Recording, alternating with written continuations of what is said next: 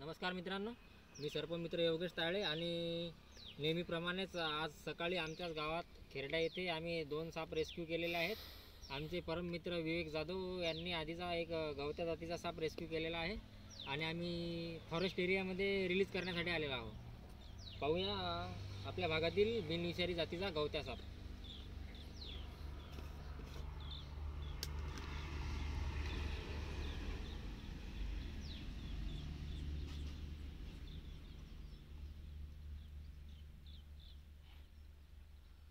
तर मित्रांनो, पाहू शकता हा आपल्या भागातील बिनविषारी जातीचा गवत्या साप.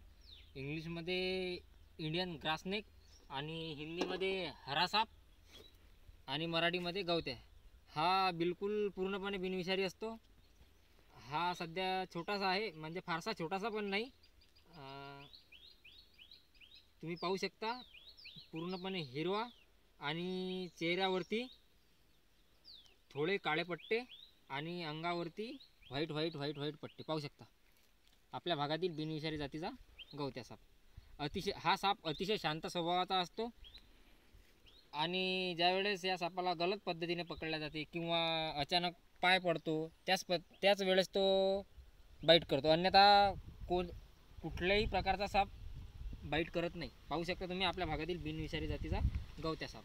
मराठीमध्ये गवत्या, हिंदीमध्ये हरा साप आणि इंग्लिशमध्ये इंडियन ग्रासनेक पाहू शकता. तर जास्त वेळ न घालवता याला आपण इथं रिलीज करणार आहोत. पाहू शकता. कॅमेरा थोडा समोर घे.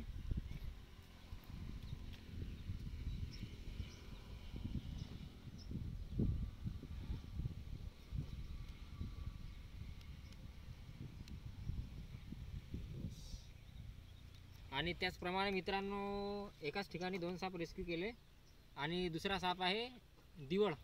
इंग्लिशमध्ये चेकर्ड किलबॅक स्नेक आणि वॉटर स्नेकसुद्धा म्हणतात त्याला, आणि दिवळ, आणि आमच्या वराळी भाषेमध्ये त्याला पानदिवळ म्हणून ओळखतात.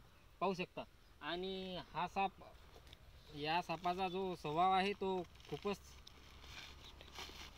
ताफड स्वभावाचा आहे मित्रांनो. आणि आमच्याकडे स्टिक वगैरे काही नाही, तर रेस्क्यूचा व्हिडिओ नाही बनवू शकलो, तर त्याला आपण जास्त त्रास न देता पर्यावरणामध्ये सोडून देऊ. पाहू शकता.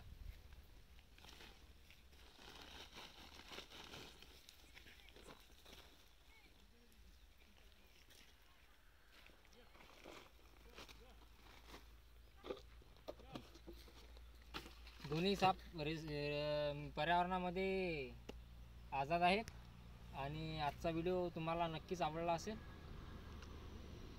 नमस्कार.